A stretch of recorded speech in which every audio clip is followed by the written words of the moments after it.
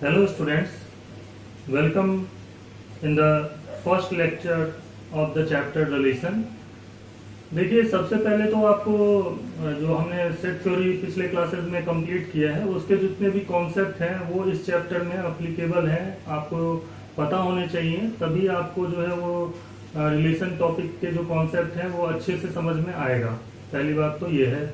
दूसरी बात जो हमें ये समझ में आनी चाहिए, यहाँ पे रियल लाइफ में यदि रिलेशन की बात करते हैं तो in general person to person relationship की हम बात कर रहे होते हैं। जैसे मान लीजिए कि फादर सन रिलेशनशिप, टीचर स्टूडेंट रिलेशनशिप, तो यहाँ पे हमेशा जो है वो दो पर्सन्स के बीच में हम रिलेशन की बात करते हैं। उसी तरीके से जब हम लोग मैथमेटिक्स में रिलेशंस की बातें करते हैं तो हम इन जनरल जो है वो दो नंबर्स के बीच में रिलेशन की बात करते हैं। तो जैसे कि मान लीजिए कि दो नंबर है, उसमें क्या क्या रिलेशंस पॉसिबल हो सकते हैं। तो जैसे ग्रेटर देन का relationship, A is greater than B, या लेस देन का रिलेशनशिप हो सकता है, या तो a plus B equal to 5 यदि एक रिलेशन हो गया तो उसमें a और b की वैल्यूज बहुत सारी हो सकती है। जैसे 2 प्लस 3 भी 5 हो सकता है, 1 प्लस 4 भी 5 हो सकता है। तो इस तरीके के जो रिलेशनशिप है उसकी हम लोग जो डिस्कशन करते हैं तो हमेशा हम दो नंबर्स की बात करते हैं। तो इसलिए सबसे पहले तो हमें ये समझना होगा कि वो जो दो नंबर्स हैं उनकी जिनके बीच में हमें रिलेशनशिप फाइंड आउट करना है, वो यदि हम एक नंबर एक सेट से लें और दूसरा जो नंबर है वो दूसरे सेट से यदि हम बात कर रहे हो तो उसको समझने के लिए हमें सबसे पहले कार्टीजन प्रोडक्ट को समझना होगा, जो कि दो सेट पे हम लोग किस तरीके से फाइंड आउट करते हैं। क्योंकि जब हम कार्टीजन प्रोडक्ट फाइंड आउट करते हैं तो हम दो नंबर्स को एक ऑर्डर्ड पेयर में लिखते हैं।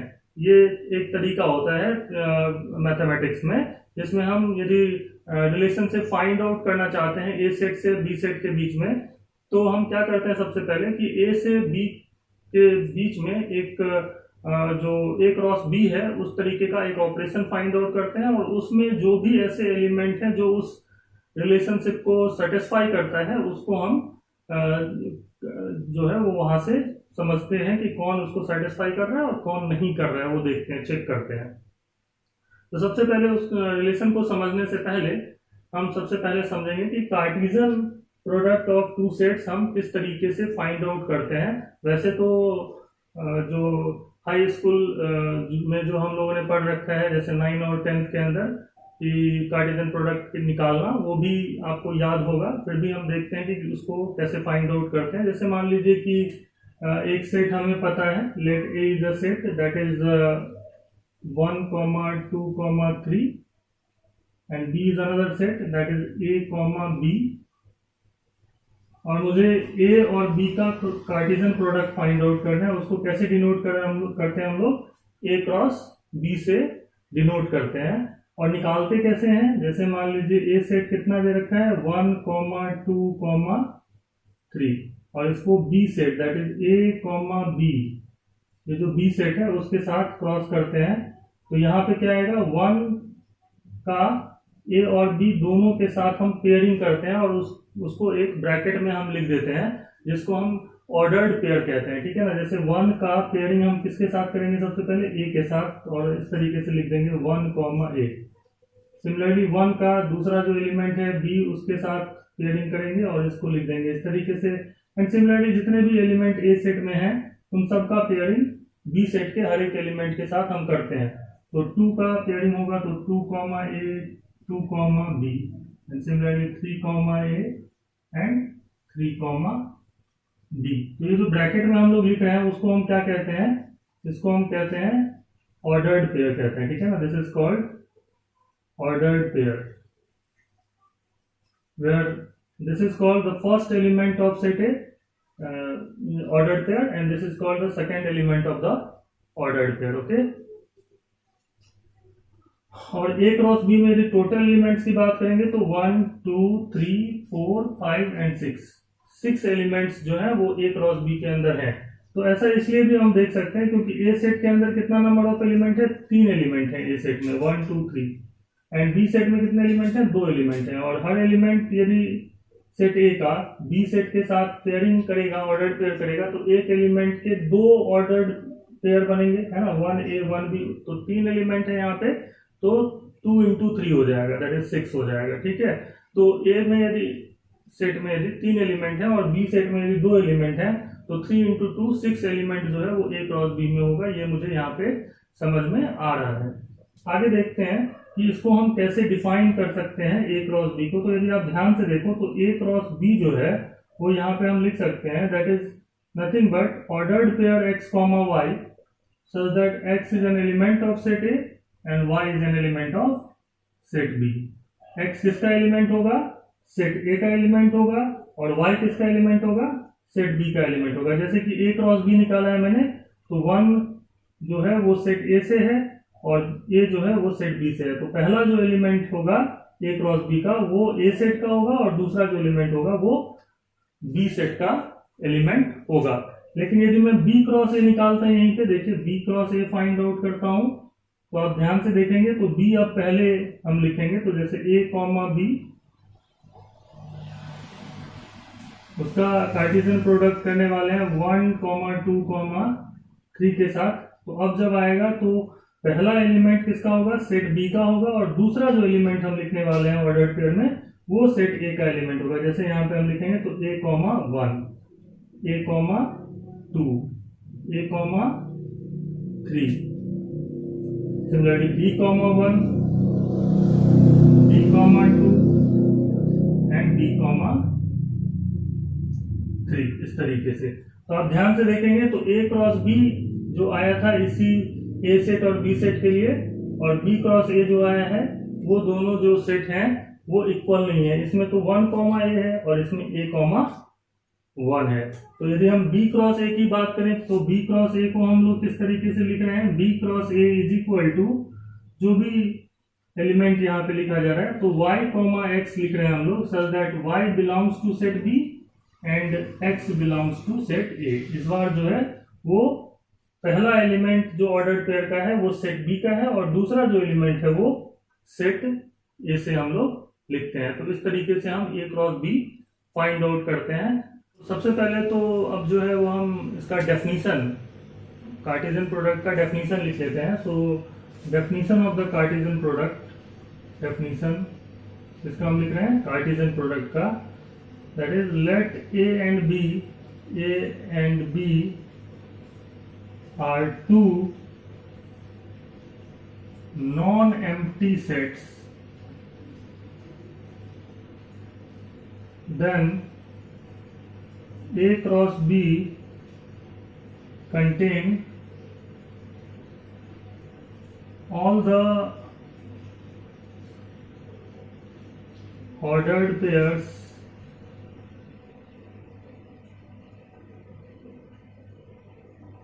containing the elements of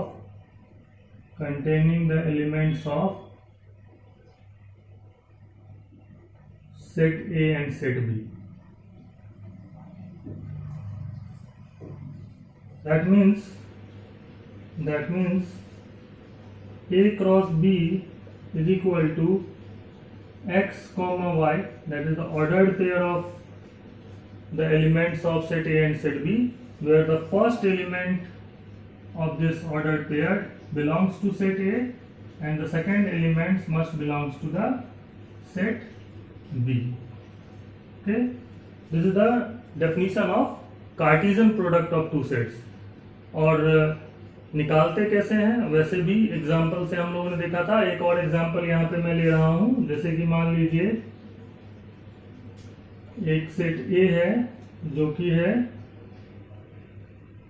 Ali,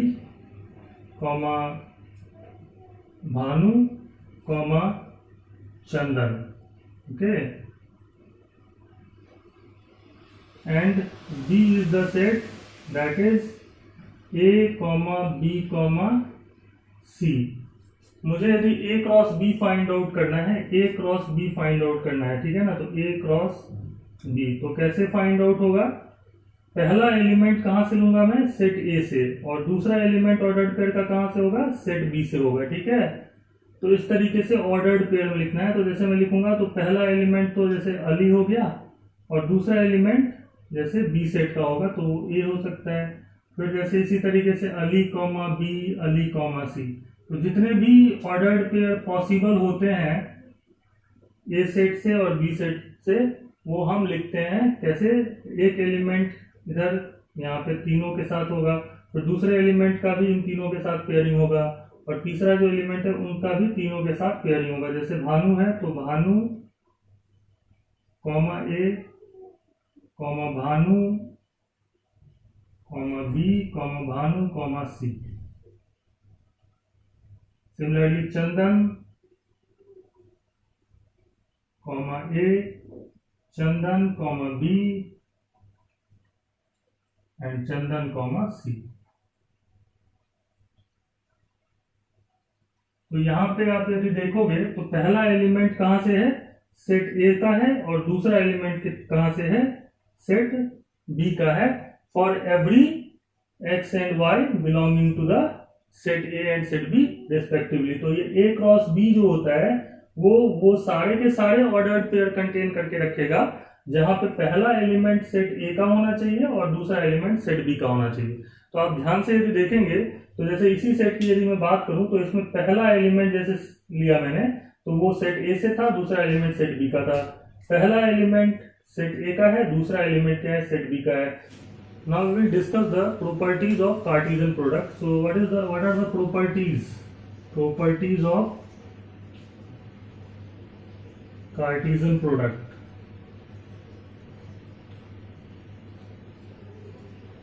So the first property is two ordered pairs are equal if and only if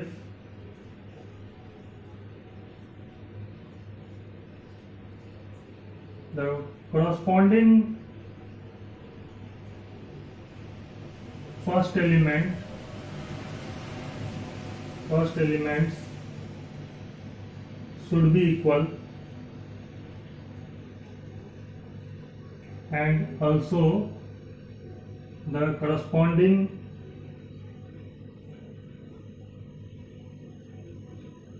second element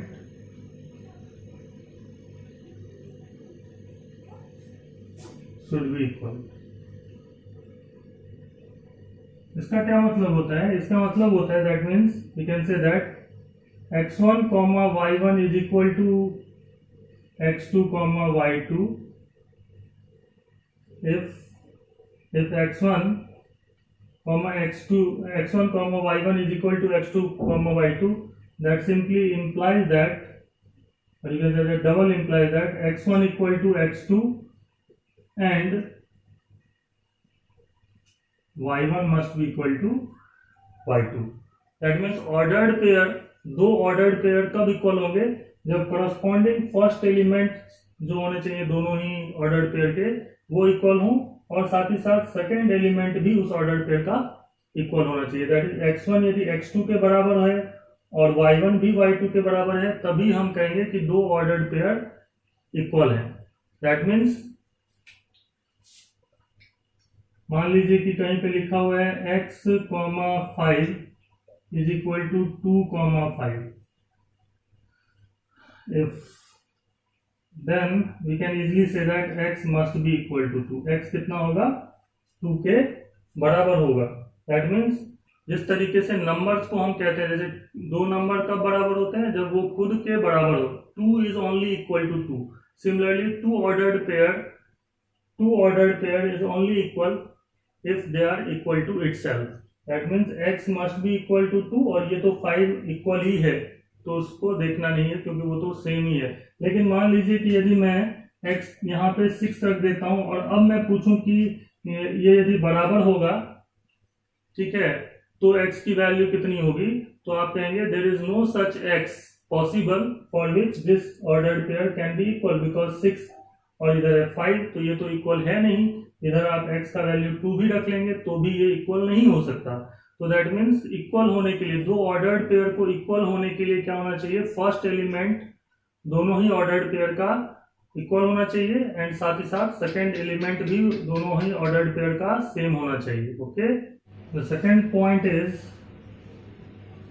if number of element in set A is equal to m and number of element in set B is equal to n, then number of element in A cross B is equal to m into n. Okay, A set में यदि m element है और B set में कितना element है, n element है, then number of element in A cross B कितना होगा, m इंटू n के बराबर होता है। क्यों? क्योंकि इसको हम ऐसे भी समझ सकते हैं, number of element in A cross B होता है कितना, number of element in A multiplied by number of element in B and that is equal to m into n। जैसे कि एज फॉर एग्जाम्पल, यदि एक सेट है A जिसमें 5 element है और B सेट है जिसमें नंबर ऑफ एलिमेंट 3 है, तो यदि मैं पूछूं A क्रॉस B के अंदर कितना नंबर ऑफ एलिमेंट होगा, so that must be equal to 5 into 3 and that is equal to 15 elements होंगे। ठीक है, A क्रॉस B में कितने एलिमेंट होंगे, 15 एलिमेंट होंगे।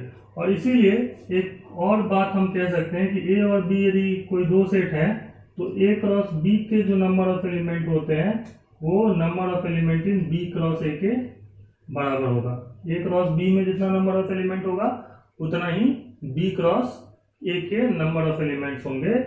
लेकिन एक बात और समझनी चाहिए यहाँ से कि A क्रॉस B जो होता है और B क्रॉस A जो सेट होगा वो इक्वल सेट नहीं होता है, क्योंकि अभी जैसे शुरुआत में ही एक एग्जांपल लेकर के मैंने बताया था कि A क्रॉस B में जो एलिमेंट होते हैं उसमें A ऑर्डर्ड पेयर में पहला एलिमेंट सेट A का और दूसरा एलिमेंट सेट B का होता है, लेकिन B क्रॉस A में पहला एलिमेंट B सेट से होगा और दूसरा एलिमेंट जो है वो ऑर्डर्ड पेयर का वो सेट A से होता है। ठीक है, next point we must remember that if number of element in A cross B जो है वो यदि 0 हो, that simply implies that either number of element in A equal to 0 or number of element in B equal to 0। यदि A cross B में number of element 0 है, that means इसका मतलब होता है कि either A set is empty or B set is empty, and that simply implies that either A is equal to 5 set और B is equal to 5 set, मतलब empty set होगा उनमें से कोई एक, तभी ऐसा पॉसिबल हो सकता है। That means number of element in A cross B 0 कब होगा, जब या तो A सेट एम्प्टी सेट हो या तो B सेट एम्प्टी सेट हो। इनमें से कोई एक सेट भी यदि एम्प्टी हो गया तो A क्रॉस B भी क्या होगा, एम्प्टी सेट होगा। The sixth point is if number of element in A is m and number of element in B is n, then number of element in power set of A cross B is equal to 2 to the power number of element in A cross B set। तो ये पिछले classes में जैसे आप लोगों ने पढ़ा था कि यदि हम बात कर रहे हो कि पावर सेट ऑफ A में कितने नंबर ऑफ एलिमेंट होते हैं, that is 2 to the power number of element in set A। क्यों? क्योंकि power set of A cross B क्या होगा, that is equal to subsets of power set of A cross B contain all the subsets of set A cross B, है ना, and total number of subsets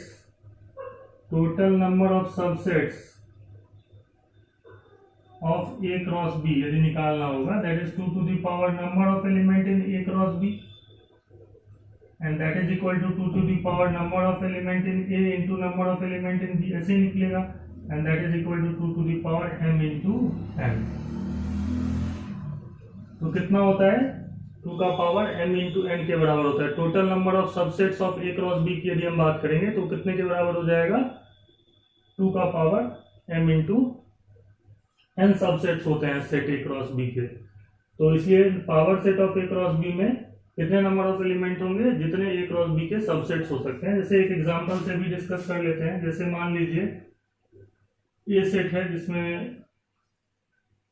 एक ही element है और B set है जिसमें 2 element है A, B। तो A cross B जब आप निकालोगे तो वो आएगा 1, A एंड दूसरा आएगा 1, B। अब यदि मैं इस सेट की बात करूं ए क्रॉस बी सेट की बात करूं तो power set of A cross B जो होगा वो कंटेन करता है क्या, all the subsets of A cross B and these are empty set 1 comma A 1 comma B and 1 comma A comma 1 comma D. Okay, तो ये 1 2 3 और ये 4 एलिमेंट, ये 4 एलिमेंट क्या है power set of A cross B में। ऐसा इसलिए क्योंकि ए क्रॉस बी में 2 एलिमेंट हैं और 2 एलिमेंट यदि किसी सेट में है तो उसके कितने सबसेट्स हो सकते हैं, 2 का पावर 2 है ना, दैट इज 4। तो ए क्रॉस बी के अंदर जो है वो कितने एलिमेंट हो जाएंगे, 4 एलिमेंट होंगे। तो यहां से हमें क्लियर हो जाता है कि ये जो लिखा है मैंने वो सही है और इसी तरीके से हम फाइंड आउट कर सकते हैं कि ए क्रॉस बी जो होगा उसमें जितना नंबर ऑफ एलिमेंट होगा वो 2 के पावर में हम लिख देंगे, तो उससे power set of A cross B में जो एलिमेंट है वो हम फाइंड आउट कर सकते हैं। 7th number property is suppose A B and C are 3 sets, then A cross B union C. ये जो कार्टेशियन प्रोडक्ट होता है वो डिस्ट्रीब्यूटिव लॉ को फॉलो करता है यूनियन के साथ।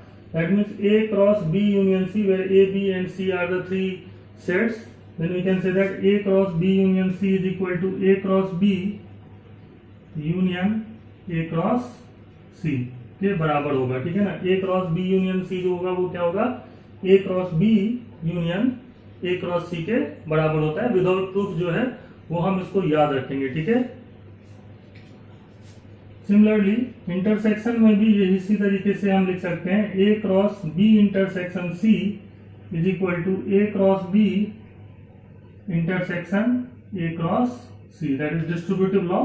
यहां भी इंटरसेक्शन के लिए भी cartesian product is distributive over intersection, ऐसा लिख सकते हैं। And the 9th property is A cross B minus C, differences वाला ये भी इस तरीके से है तो भी हम इसको डिस्ट्रीब्यूट कर सकते हैं, that is A cross B minus A cross C के बराबर होगा ये। और ये सारे के सारे जो प्रॉपर्टीज हैं उनको हम एज एन एग्जांपल जो है वो लेते हुए प्रूफ कर सकते हैं, या हम चाहे तो x belonging to A cross B union C करते हुए भी इसको प्रूफ कर सकते हैं। यहाँ पे एक एग्जांपल लेते हुए मैं यहाँ पे इसको प्रूफ कर रहा हूँ। मान लीजिए कि ए सेट है जो कि है 1,2, बी सेट जो है वो यदि आप ले लेते हैं 2,3 और सी सेट ले लीजिए 3,4। कम एलिमेंट ले रहे हैं जिससे कि हम कैलकुलेशन जो है वो आसानी से कर सकें। और फिर मैं दिखाता हूँ कि यदि हम ए क्रॉस बी यूनियन सी निकालें तो बी यूनियन सी कैसे निकलता है, जैसे हम जानते हैं कि बी यूनियन सी होगा 2 3 4 है ना। बी और सी का यूनियन करोगे तो क्या आएगा, 2 3 एंड 4 आएगा, जैसे कि हम लोग सेट थ्योरी में पढ़ चुके हैं। और इसका ए क्रॉस बी यूनियन सी कर लेते हैं पहले, तो हमारे पास आ जाएगा, इसका इसके साथ यूनियन करेंगे तो 1 2 1 3 1 2 1 3 1 4 एंड सिमिलरली 2 2 2 3 2 4 है ना। ये हो गया आपका कौन सा set, A cross B union C set, ये वाला आ गया। और इसी तरीके से यदि मैं ए क्रॉस बी और ए क्रॉस सी निकाल करके उसका यूनियन करूं राइट साइड वाला, तो ए क्रॉस बी जो होगा वो होगा 1 2 1 3 2 2 2 3। Okay, this is A cross B. And similarly, if I find A cross C, that must be equal to 1 3 1 4 1 3 1 4 2 3 2 4 2 3 2 4 1 3 1 4 2 3 2 4। Okay, अब हम क्या करते हैं, इन दोनों का यूनियन फाइंड आउट कर लेते हैं। A cross B union A cross C निकालते हैं, कितना आएगा। तो यदि हम देखेंगे तो 1 2 1 3 2 2 2 3, ये तो आने वाला ही है। 1 2 1 3 2 2 2 3, ये तो आएगा ही ए सेट में जो है। और यहाँ पे देखते हैं 1 3, तो पहले लिख चुका हूँ, 1 4 भी आएगा, फिर 2 3 आएगा जो कि पहले लिखा जा चुका है, और फिर 2 4 आएगा, है ना। क्या ये वाला जो A cross B union A cross C है, क्या वो और ये सेट बराबर है? तो 1 2 1 2 1 3 1 3 1 4 1 4 2 2 2 2 2 3 2 3 एंड 2 4 2 4। तो सारे के सारे जो एलिमेंट हैं वो मैच कर रहे हैं, दोनों ही के, A cross B union C के भी और A cross B union A cross C के भी। तो इसका मतलब ये जो सेट है और ये जो सेट इधर की तरफ है, वो दोनों क्या है? इक्वल सेट है। इनको हम एग्जाम मतलब प्रूफ करने के लिए एक्स लेट करते हुए भी, एक्स बिलोंगिंग टू दिस ऐसा करते हुए भी हम इसको प्रूफ कर सकते हैं। तो जैसे कि हम इसको लिख सकते हैं, मान लीजिए पहला वाला मैं इसको प्रूफ कर रहा हूं, let x belonging to A cross, let x comma y, क्योंकि ये ऑर्डर्ड पेयर में होगा, so let x comma y belonging to A cross B union C. क्या है? एक्स कॉमा वाई जो है वो A cross B union C का एलिमेंट है, and that simply implies that x belonging to A and x belonging y belonging to B union C, and that simply implies that x belonging to A and y belonging to B or y belonging to C, and that simply implies that x belonging to A and y belonging to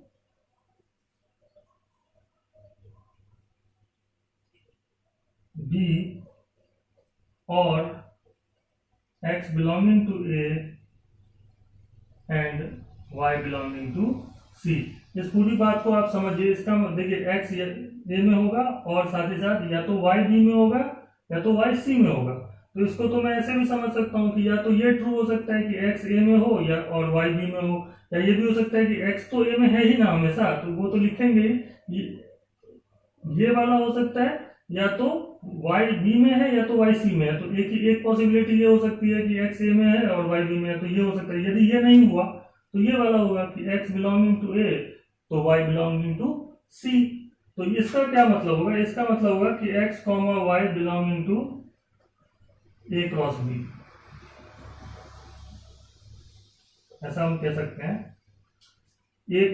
x belonging to a and y belonging to b यदि ये है तो इसका मतलब होता है कि x comma y जो ऑर्डर्ड पेयर होगा ना वो a क्रॉस b में होगा, एंड या तो x कॉमा वाई जो होगा वो a क्रॉस c में होगा,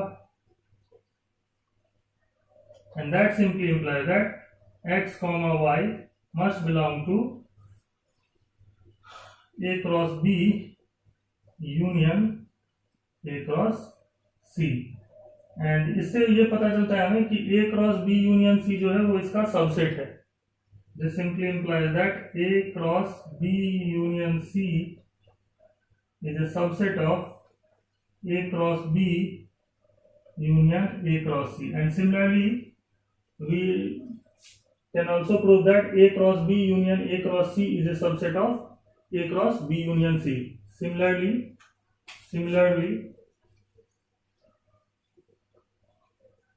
we can prove that A cross B union A cross C is a subset of A cross B union C, hence proved। ये वाला प्रूफ हो जाता है। इस तरीके से जो है वो तरीका है प्रूफ करने का, बट आपको ये जो बाकी के 3 जो फॉर्मूले हैं उनको विदाउट प्रूफ भी आप याद रखिए, जिससे कि यदि जरूरत पड़ने पे हम इन पे क्वेश्चंस कर सकें। जैसे कि मान लीजिए 3 सेट है, A set, let A comma B and C are 3 sets, then A cross B cross C यदि हम फाइंड आउट करते हैं, दैट इज ट्रिपलेट बनता है। यहां से इसको ऑर्डर ट्रिपलेट कहेंगे। A cross B cross C is equal to A comma B comma C such that A belongs to set A, B belongs to set B and C belongs to set C. Okay, तो इस तरीके से जो order triplet बनेगा उसमें ये इस तरीके से हम लोग लिखते हैं। जैसे कि मान लीजिए एक एग्जांपल से बता रहा हूँ, ए जैसे मान लीजिए 1,2 है, बी सेट में एक ही एलिमेंट लेते हैं जैसे कि मान लीजिए पी ले लेते हैं, और सी सेट में जो है वो एक ही एलिमेंट क्यू ले लेता हूँ। कोई सा भी एक एग्जांपल ले रहा हूँ मैं, और मैं ए क्रॉस बी क्रॉस सी निकालने वाला हूँ, है ना। क्या निकालने वाला हूँ? ए क्रॉस बी क्रॉस सी। तो ये कैसे निकलेगा देखिए, 1, पहले तो हम इसका ए सेट का एलिमेंट लिखेंगे इसमें, फिर बी सेट में एक ही एलिमेंट है और सी सेट में भी जैसे एक ही एलिमेंट है, तो इस तरीके से ट्रिपलेट, ऑर्डर ट्रिपलेट कहते हैं इसको। सिमिलरली दूसरा, अब क्योंकि 1 का पी के साथ और फिर देखा हमने कि इधर एक ही है तो उसका भी हो गया। सिमिलरली 2 का देखें तो 2, P, Q, तो ये इसमें 2 एलिमेंट इस तरीके से आएंगे। मान लीजिए अब यहाँ पे मैं R कर देता हूँ, ठीक है। अब देखते हैं क्या होने वाला है। अब क्या होगा, 1, P, एक तो 1 का P के साथ इधर हो गया, और 1, P जो है वो फिर Q के साथ होगा, और सिमिलरली 1P का जो है 1, P का क्या होगा, R के साथ भी हम ट्रिपलेट बना करके लिख देंगे। सिमिलरली 2, P लिखेंगे यहाँ पे और उसका Q के साथ, और 2, P का R के साथ भी ट्रिपलेट बना देंगे। तो यहाँ पे ए क्रॉस बी क्रॉस सी में पहला एलिमेंट सेट ए से, दूसरा एलिमेंट सेट बी से, और तीसरा जो एलिमेंट है वो सेट सी से लिखते हैं for every A B C belonging to set A B and C. तो ये यदि हम बात कर रहे हो अब यहाँ पे number of element in A cross B कितना होगा, तो जो है वो हो जाता है कितने के बराबर, number of element in A into number of element in B into number of element in C के बराबर हो जाता है। A cross B cross C जो है वो इस तरीके से हम डिफाइन कर सकते हैं। अब बात आती है, जैसे मान लीजिए मैं कहता हूं कि R क्रॉस R है ना, कितना होगा, R क्रॉस R किसको रिप्रेजेंट करेगा। जैसे रियल नंबर जो होता है ना, जैसे देखिए आपको पता होगा कि नंबर लाइन पे -∞ से लेके +∞ तक सारे के सारे जो नंबर्स हैं इनको हम नंबर लाइन पे रिप्रेजेंट कर सकते हैं, उनको हम क्या कहते हैं, रियल नंबर्स कहते हैं। तो R cross R is a set of all ordered pairs where X is a real number and Y is a real number. तो ये जो नंबर्स हैं, अब ये तो इनफाइनाइट सेट है, रियल नंबर जो होता है ना वो उसमें कितने नंबर ऑफ एलिमेंट्स होते हैं, इनफाइनाइटली मेनी। यदि मैं बात कर रहा हूं कि ये जो सेट की हम बात कर रहे हैं वो किसको रिप्रेजेंट कर रहा है, जितने भी ऑर्डर्ड पेयर पॉसिबल हैं। तो एक्चुअली में ये जो है ना R क्रॉस R जो होता है वो XY प्लेन के जितने भी पॉइंट्स हैं उन सबको रिप्रेजेंट करता है। जैसे मान लीजिए ये वाला पॉइंट क्या हो गया, 0, 0 वो होगा ना इसमें, क्योंकि X भी 0 Y भी 0, तो 0 भी रियल नंबर है और दूसरा पॉइंट जो 0 है वो भी रियल नंबर है। जैसे ये वाला पॉइंट हो गया, ये वाला, मतलब इनफाइनाइटली इसमें इस प्लेन में जो भी पॉइंट्स हैं इनफाइनाइट पॉइंट्स हैं, है ना, सब जगह ही कोई भी एक ये वाला पॉइंट जो कोऑर्डिनेट्स कहते हैं जिसको हम लोग बाद में पढ़ेंगे हम लोग। तो x, y कोऑर्डिनेट जहां पे x भी रियल y भी रियल वो XY प्लेन को रिप्रेजेंट करता है। तो R क्रॉस R जो है real number cross real number represents each and every point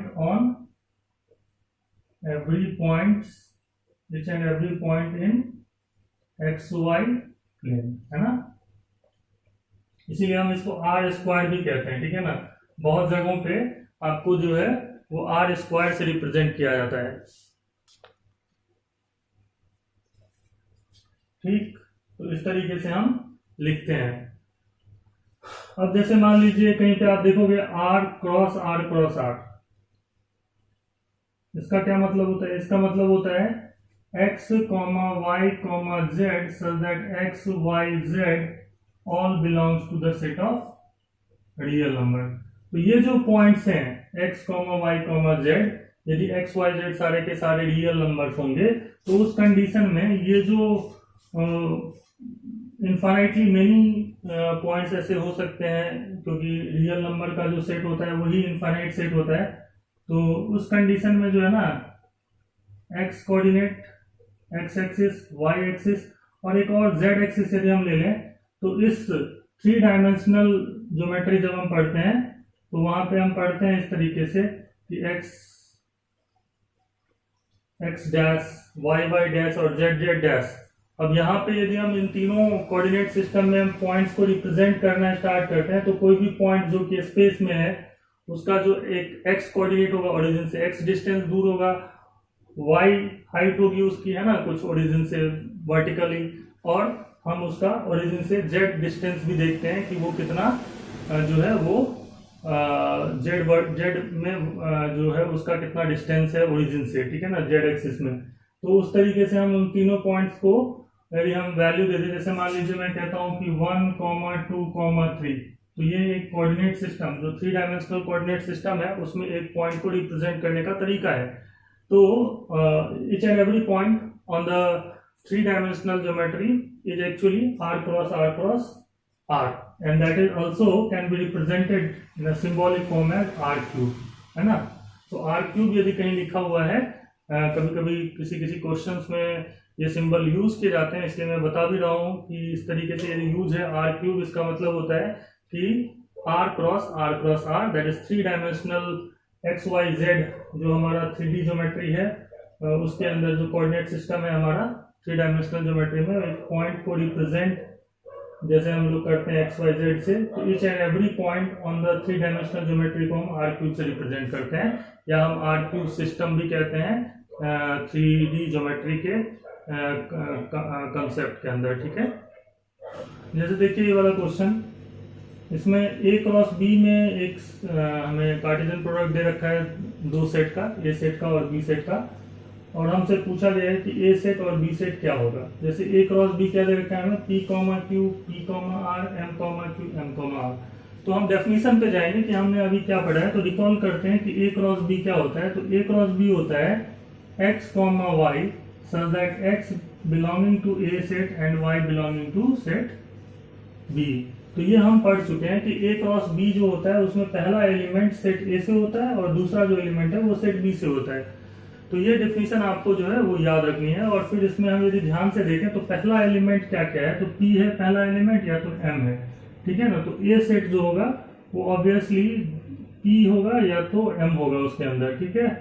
तो ये हम लिख लेंगे, तो ये हमारा ए सेट हो गया। इसके अलावा तो फर्स्ट एलिमेंट पे ऑर्डर्ड पेयर में कोई भी नहीं है, तो इसलिए ए सेट में हम ये दोनों एलिमेंट रख लेंगे। बी सेट देखते हैं, तो बी सेट जो है उसमें हम देखेंगे तो सेकंड एलिमेंट जो होता है ऑर्डर्ड पेयर का वो बी सेट का होता है। तो जैसे सेकंड एलिमेंट क्या क्या है, क्यू आर, तो मतलब क्यू आर जो है वो हम यहाँ पे बी सेट में रख देंगे, ठीक है, समझ रहे हैं बात। तो जैसे क्यू कॉमा आर, तो अब यदि आप a cross b find out करोगे तो यही आ जाने वाला है। तो हम या तो a b सेट हमें दोनों ही दे रखा हो तो हम a क्रॉस b निकाल सकते हैं, या तो हमें a क्रॉस b यदि गिवन हो तो भी हम उसको यूज करते हुए a सेट और b सेट भी फाइंड आउट कर सकते हैं। So the second problem of this chapter is a set given है 1, 2, b सेट दिया हुआ है आपको 3, 4। पहले तो a cross b find out करना है और फिर पूछा है कि how many subsets will a cross b have and again list them, हमें लिस्ट भी करना है, मतलब कौन कौन से हैं वो, ठीक। तो इस क्वेश्चन को देखिए कैसे सॉल्व करते हैं। पहले तो मैं a सेट जो है उसका b सेट के साथ क्रॉस करूंगा, तो साफ साफ मुझे दिख रहा है कि 1, 3, 1, 4 आएगा, 1, 3, 1, 4, फिर आएगा 2, 3, 2, 4। बहुत आसान है, इसमें तो कोई दिक्कत होना ही नहीं चाहिए किसी को भी, है ना। 1, 3, 1, 4, 2, 3, 2, 4, है ना। एलिमेंट वाइज ऑर्डर्ड पेयर हम ले लेते हैं, ठीक है। पहला एलिमेंट ए सेट का, दूसरा एलिमेंट बी सेट का होना चाहिए। अब यदि मैं इसके सबसेट्स कितने होंगे, so number of subsets of A cross B जो होगा वो ऑब्वियसली होगा 2 to the power number of element in A cross B, है ना। और ए क्रॉस बी में 4 एलिमेंट है ना, तो that is 2 to the power 4, 16 आएगा। क्लियर, समझ रहे बात। 16 सबसेट्स होंगे ए क्रॉस बी सेट के, क्योंकि ए क्रॉस बी में 4 एलिमेंट हैं। यदि मेरे से पूछा गया है कि लिस्ट करो कौन कौन से हैं वो सबसेट्स, तो सबसे पहले तो हमें ये समझना होगा कि empty set is a subset of every set. Empty set जो है वो सबका सबसेट होता है। फिर हम एक एक करके लेंगे, जैसे 1, 3 ले लिया मैंने, फिर दूसरा जो सबसेट होगा इसी सेट का वो होगा 1,4, फिर होगा आपका 2,3 एंड 2,4। कितना लिख लिया हमने? 4, तो ये लिखिए। अब हम दो दो करके यदि लें तो इस तरीके से आप ले सकते हैं 1, 3, 1, 4, फिर हम लिखेंगे 1, 3, 2, 3, फिर आएंगे हम 1, 3, 2, 4, फिर आएंगे हम लोग 1, 4, 2, 3, 1, 4, 2, 3, फिर आएंगे हम लोग 1, 4, 2, 4। ठीक, और कितना हो गया हमारा? 1, 3, 1, 4, 1, 3, 2, 3, 1, 3, 2, 4, फिर 1, 4, 2, 3, 1, 4, 2, 4, और फिर लास्टली 2, 3, 2। दो दो करके लिख लिया हमने सारा। उसके बाद जो है वो 3, 3 करके लेंगे, तो 3, 3 करके लेते हैं हम लोग, तो हमारे पास आएगा 1, 3, 1, 4, 2, 3, और फिर आएगा 1, 3, 1, 4, 2, 4, 1, 3, 1, 4, 2, 3 एंड 1, 3, 1, 4, 2, 4। फिर लिखेंगे हम लोग, तो हमारे पास आएगा 1, 4, 2, 3, 2, 4, 1, 3, 2, 3, 2, 4, एंड लास्टली आएगा 1, 3, 1, 4, 2, 3, 2, 4। That is every set is a subset of itself. तो इतने सारे 16 जो है ना सबसेट्स हमें देखे कि इसके पॉसिबल हो सकते हैं, और वो सारे के सारे जो सबसेट्स हैं वो इस तरीके से हमने लिस्ट कर लिए। देखिए यहाँ पे ये वाला प्रॉब्लम देखते हैं। Number of element in A 7 दिया हुआ है, number of element in B 8 दिया हुआ है, number of element in A intersection B is 4। पहला प्रॉब्लम है कि फाइंड आउट करो कि number of element in A union B कितना होगा। तो जैसा कि हम लोग पहला प्रॉब्लम देखें तो ध्यान से, तो number of element in A union B का फॉर्मूला हमने पढ़ा है कि number of element in A plus number of element in B minus number of element in A intersection B होता है। ये है 7 + 8 - 4 दैट इज 11। तो ये हो गया सॉल्व। पहला क्वेश्चन का आंसर क्या है? 11 है। ए यूनियन बी में कितना एलिमेंट होगा? 11 एलिमेंट होगा। दूसरा प्रॉब्लम सॉल्व कर लेते हैं। पूछा है कि number of element in A cross B कितना होगा। तो ए क्रॉस बी में एलिमेंट का जो फॉर्मूला है that is number of element in A into number of element in B, and that is 7 × 8 that is 56। तीसरा प्रॉब्लम देखिए, इसमें पूछा है कि number of element in B cross A कितना होगा, and that is equal to number of element in B cross A multiplied by number of element in A, and that is equal to number of element in B into number of element in A into number of element in A हो जाएगा, क्योंकि ये B cross ए का इतना ही निकालेंगे हम लोग। और number of element in B is 8, number of element in A is 7 × 7, that is 8 × 49, 9 8 72, that is 2, 30, 2 + 7 that is 39, 392 is the answer। क्या दिया हुआ है? हमें फाइंड आउट क्या करना है? Number of element in A cross B intersection B cross A, इसमें कितने नंबर ऑफ एलिमेंट होंगे। तो सबसे पहले तो हमें ये सोचना होगा कि इन दोनों में जितना नंबर ऑफ एलिमेंट कॉमन हो, ए क्रॉस बी और बी क्रॉस ए में कितना नंबर ऑफ एलिमेंट कॉमन होगा। तो जिसके लिए हमें दे रखा है कि यहाँ पे जो number of element in A intersection B है वो 4 है। तो जैसे मान लीजिए ए सेट है, इसको समझना पड़ेगा हमें। ए सेट है जिसमें एलिमेंट है 1 2 3 4 5 6 एंड 7। सपोज ये एलिमेंट ए सेट में है, और बी सेट में जो एलिमेंट है उसमें 4 एलिमेंट इधर भी है, 1 2 3 4, और मान लीजिए 8 9 10 11, तो हो गए इसमें 8 एलिमेंट। ए सेट में कितना एलिमेंट है? 7, और बी सेट में है 8 एलिमेंट। लेकिन 4 एलिमेंट इसमें भी है, 4 एलिमेंट इसमें भी है। तो यदि हम ए क्रॉस बी फाइंड आउट करेंगे ना, A cross B find out करेंगे तो 1 1 1 2 1 3 1 4 2 1 2 2 2 3 2 4, मतलब 4 का इस 4 के साथ जब ऑर्डर्ड पेयर होगा तो ए क्रॉस बी में ये 16 एलिमेंट इसके ऐसे बनेंगे 1 1 1 2 1 3 1 4 2 1 2 2 2 3 2 4। और बी क्रॉस ए में भी जब हम लोग इस तरीके से करेंगे तो बी क्रॉस ए कैसे होगा 1 1 1 2 1 3 1 4। तो बी क्रॉस ए में भी ये जो 16 एलिमेंट आपस में होंगे वो क्या हो जाएंगे, कॉमन हो जाएंगे बी क्रॉस ए और ए क्रॉस बी में। तो ये बात हमें समझनी होगी कि 4 एलिमेंट यदि कॉमन होता है ए सेट और बी सेट में, तो A cross B and B cross A में जो कॉमन एलिमेंट होगा that is nothing but number of element in A intersection B का होल स्क्वायर। ऐसे निकालेंगे, समझ रहे हैं बात। लाइक 4 एलिमेंट इसके और इसके कॉमन है तो 4 4 जा 16, ऐसे कितने पेयर बनेंगे ए क्रॉस बी या बी क्रॉस ए में जो कि कॉमन हो सकते हैं, वो number of element in A intersection B का होल स्क्वायर करने से निकाला जा सकता है, and that is equal to 4 square and so it is 16। तो ये इसका आंसर है। एंड प्रॉब्लम नंबर 5 ले लेते हैं। उसमें क्या दिया हुआ है, क्या निकालना है हमें, number of element in A cross B union B cross A. तो एक बार तो ये देखता हूँ कैसे निकालते हैं हम लोग। तो ये हो जाएगा आपका number of element in A cross B plus number of element in B cross A minus number of element in A cross B intersection B cross A. ठीक, ऐसे निकलेगा।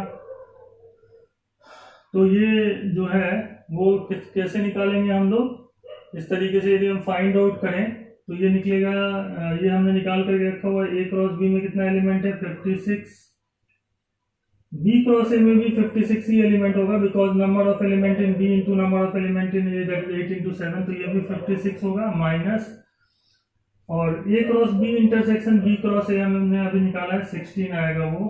तो इसका जो आंसर होना चाहिए वो कितना हो जाएगा हमारे पास 56 plus 40, 56 plus 40 and that is 96 आएगा इसका आंसर। तो इस तरीके से ये क्वेश्चन जो है वो हो जाता है हमारा सॉल्व। तो इस जो एनसीईआरटी का जो ये एक्सरसाइज आप पढ़ेंगे तो आप वहाँ से उस पर क्वेश्चंस कर सकते हैं, बिकॉज जब हम लोग एंट्रेंस की बात करेंगे तो जो क्लास 12 में भी रिलेशन जो टॉपिक है और फंक्शन जो टॉपिक है वो एक मिक्स टॉपिक है। क्लास 11th में भी पढ़ते हैं कुछ पार्ट 12th में भी पढ़ते हैं, क्योंकि बहुत सारी चीज़ें हम बीच में भी पढ़ने वाले हैं जो कि फिर से हमको यूज़ करना होता है इन टॉपिक्स में। तो अभी तो हम एंट्रेंस लेवल पे बहुत ज़्यादा क्वेश्चंस इस चैप्टर से कर नहीं सकते because it is not possible to solve those problem which are going to we are going to study in the later part of our syllabus। तो लेकिन जो हमारा कॉन्सेप्ट है वो यहीं से बिल्डअप होना स्टार्ट हो जाता है। So thanks for watching. कोई भी डाउट होने से व्हाट्सएप में मेरे से आप कांटेक्ट करके पूछ सकते हैं।